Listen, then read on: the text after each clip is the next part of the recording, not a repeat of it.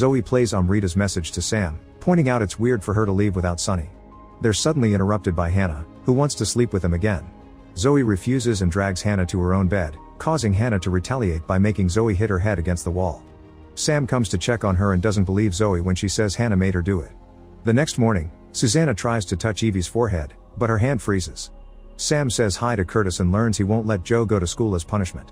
This angers Hannah and she scratches Curtis' car, causing him to yell at her. Later, Susanna goes to the school during nap time and requests to see Nathan.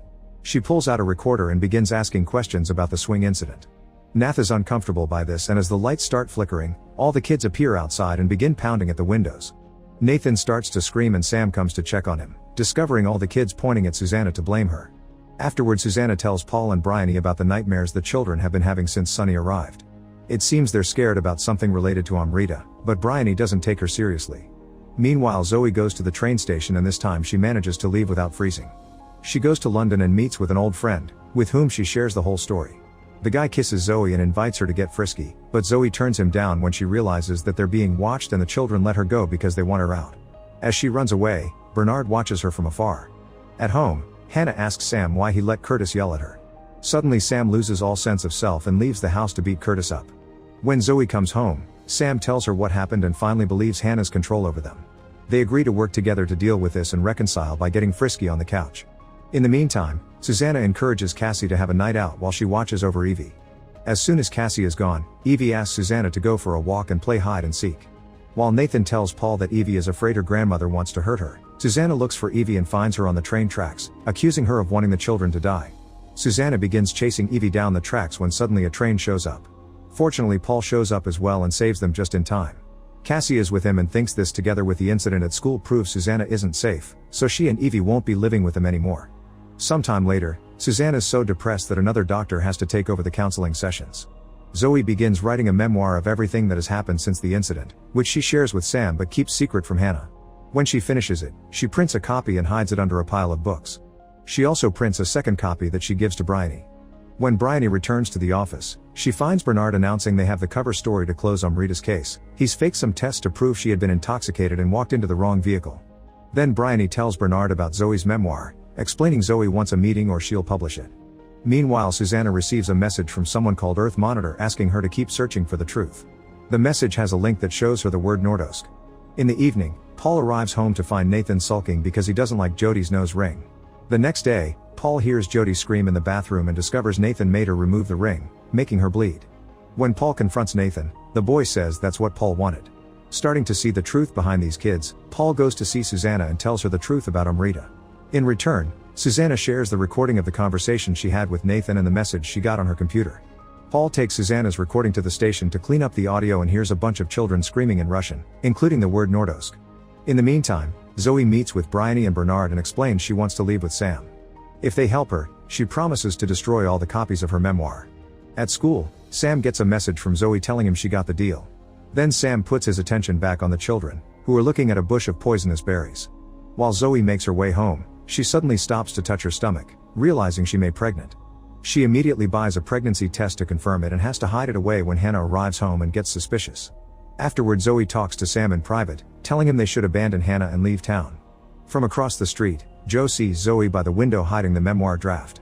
Hannah mentally receives this information and enters the room to check on it. Paul sneaks into Bryony's office to steal the Nordosk file, where he finds a report about a school for special children. None of them survived, and the report doesn't say why. Meanwhile, Sam takes Hannah to the school picnic, and all the children turn to glare at him. Sam immediately texts Zoe, telling her the kids know they're leaving. Zoe wants to leave anyway, and Sam ditches the picnic while the kids watch him from the woods. Susanna visits Cassie and tells her about the dark place she was in when she became a mother too, but swears she's better now. She tries to explain that these kids are dangerous, and when Cassie denies it, Susanna wonders how Cassie hurt her hand. Seeing as Cassie continues to be blind, Susanna finally confesses Amrita's dead, and any parent could be next. At that moment, it begins to rain, and everyone at the picnic returns home. Evie discovers Susanna's with Cassie and gets furious, saying this can't be stopped because it's too late. Sam and Zoe begin getting ready to leave, but Zoe finds her memoir copy missing. Sam hears a noise outside and he finds Joe, who uses his power to make him grab a herbicide bottle to end things for himself. Inside, Hannah finds Zoe and tries to make her eat the poisonous berries. Susanna tries to reason with Evie, who wants Sam to be stopped from leaving. When she brings up Nordosk, the lights flicker even more. Meanwhile, Bryony finds Paul with the file and confirms that the town of Nordosk went through the same pregnancy issues many years ago. She had to lie because those were Bernard's orders. At that same time, Evie confirms this story too, saying the previous group of special children wasn't welcome, so they were locked in a freezing classroom while the adults escaped. Later, the Russians bombed the school. Cassie calls Paul for help and he rushes to Zoe's house, but Nathan knocks him out to stop him. Susanna swears they don't want another Nordosk to happen and promises the kids will be loved forever. Evie says she better keep that promise and sends the message to the other kids, who immediately cancel all the deaths they were about to bring on Sam, Zoe, and Paul. 2 years later, the town is living in harmony. The parents make sure to treat the kids with love, and this has stopped them from being cruel.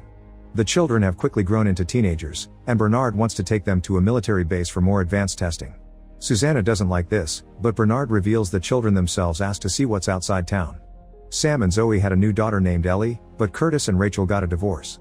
David has to stay a few days of the week with Curtis, which he absolutely hates, and his tantrum is seen by Hannah from across the street with glowing eyes. Later, David escapes from his dad's home and tries to enter the school, but finds the fence locked.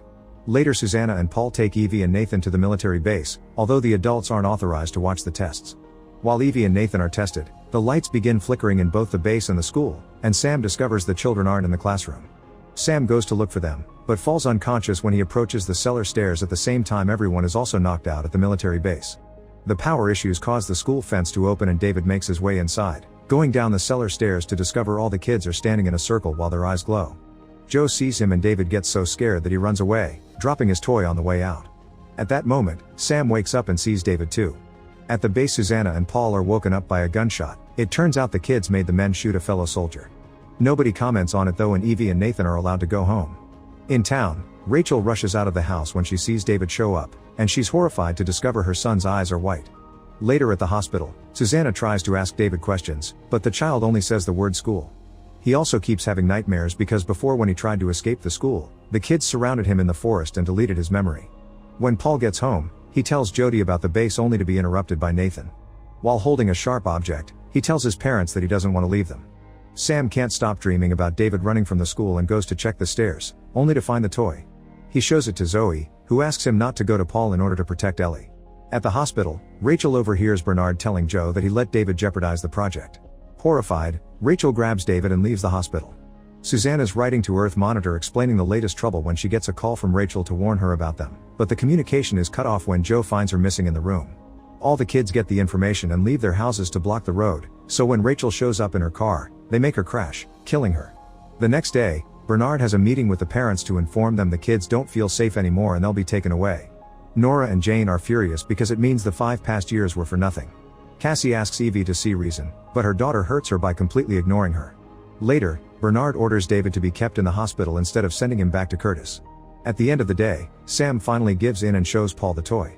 Paul calls Susanna and together they go to check the school cellars, where they find a burned circle on the ground, proving David saw something. Suddenly the electricity begins flickering and Paul goes outside to check, finding 2 kids that take the keys away from him and lock the cellar door, leaving Susanna trapped inside. The children take Paul back to town and ask him to stay with Nathan for the night. Paul wants to save Susanna anyway, and when Nathan tries to stop him, Paul discovers the boy keeps a sharp object in his hand. Nathan explains that if he's in pain, the others can't know what he thinks. At that moment, Susanna sees Bernard entering the cellar and notices his eyes glow too. The next morning, Curtis pays a dealer to get him a gun. At Zoe's home, Hannah threatens with killing Ellie until Sam finally admits he found the toy. Jane comes to work and finds Susanna, releasing her. Susanna runs home, only to find Cassie has overdosed and must be taken to the hospital. Bryony and Paul ask to talk to Susanna, who reveals she knows about Nordosk and that one of the kids did survive the bombing. That kid is now Bernard. Their conversation is suddenly interrupted by Joe, who wants Susanna to leave with him. Paul tries to defend her, but Joe tosses him against the wall. Susanna agrees to leave with him and Joe begins interrogating her as he threatens with breaking the glass ceiling on her. His plans are stopped by Curtis, who immediately shoots Joe and the guard that comes out. Joe's death is felt by all the children, including Evie, who is visiting her mother. When she tries to leave, Cassie convinces her to take her along. Curtis enters the hospital, killing as many guards as needed, and grabs David to escape together. On their way out, they're stopped by Susanna, who points out that the kids won't let him leave. Her point's proven when a bunch of kids show up and try to make Curtis shoot David, but Paul shows up and shoots Curtis first. Afterward, Susanna discovers Cassie is gone and gets a call from Evie, telling her Cassie will be leaving with them the next day. Then Susanna gets a message from Earth Monitor asking her to stop them. Paul returns home and discovers Nathan is gone. Jody explains the boy didn't want to leave but he had to, and he left a note saying help me. All the parents are called for a meeting, confirming all the kids have left their homes and now they're hiding in the school. Suddenly the army arrives, which not even Bryony knew about, meaning the children are controlling them. A soldier orders curfew for the day and all the adults are sent home. Paul sneaks out and goes to see Susanna to work on a plan to stop the kids. Susanna wants to rescue Cassie, and Paul asks her to rescue Nathan too because he doesn't want to be one of them. Susanna goes to the school to talk to the children and Bernard, who don't believe her when she says she wants to come along because she loves them. Suddenly another mother shows up and they allow her to give her daughter one last hug. However, the mother tries to take the girl away, and the soldiers shoot her. Cassie finally sees the truth, but Susanna pretends to be fine with this to gain their trust. She's finally accepted into the group and sent to the basement with Cassie to protect her from an incoming blackout. Before they lock the door, Susanna gives Nathan the note he left and asks him to warn Paul. Meanwhile, Paul's working on making a bomb. He gets a call from Nathan, who uses pain again to hide from the kids the fact he's telling his father to hide. In return, Paul manages to warn Sam and Zoe, who hide with their baby in their neighbor's basement. At that moment, all the kids form a circle outside the school that causes power to go out and all the unprotected people to fall unconscious. Then the soldiers visit all the houses to remove any proof that the kids were ever there, since this second blackout was performed to erase everyone's memories. In the morning, the kids visit their parents to confirm they forgot everything. Nathan's sad to see Jody not recognize him, but he also sees Paul hiding nearby and confirms he's fine. Hannah visits her parents too and they pretend they don't recognize her either, but Hannah gets suspicious when Ellie accidentally says her sister's name. Paul takes the chance to sneak into one of the army trucks and knocks out a soldier to steal his clothes. Now he can pretend to be one of them. Moments later, Zoe and Sam are getting ready to leave, but they're approached by Hannah again, who wants to punish them for lying. However, when she sees Ellie, she changes her mind and asks her parents to keep the secret before leaving. At the school, Susanna sees Nathan return and tells him to run away with Cassie, so the pair escapes through the woods. The soldiers prepare a bus for the children and Paul leaves the bag with the bomb inside. The children notice Nathan is missing and send the soldiers after him, but when Nathan accidentally steps into a bear trap, the pain makes the kids lose track of him. Susanna tells them that Nathan obviously is a danger to the hive and should be cut off, also that she's the new hostage so they don't need Cassie either. The kids see her point and release Nathan from the connection. Moments later, the bus leaves with the kids while Bernard and the soldiers escort them with their trucks. When they make it outside town, Bernard receives a message telling him about the discovery of an unconscious soldier, prompting him to stop the trip to investigate. Paul has no choice but to activate the bomb now, making the bus explode with the kids and Susanna inside. From afar, Cassie, Sam, and Zoe watch the explosion and understand they're finally free. Make sure to subscribe and turn on notifications so you can watch more videos like this. Thanks for watching.